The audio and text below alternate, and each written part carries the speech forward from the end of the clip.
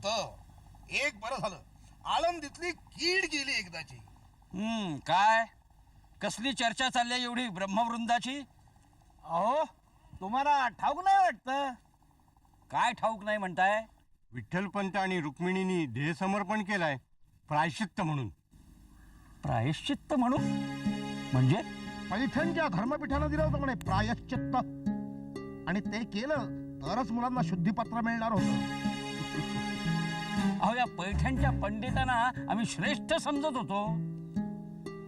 आई बापांच्या प्रायश्चित्त घेण्यानं मुलं शुद्ध होत नाही. अहो पापाची संतती ही कायम पापीच राहणार.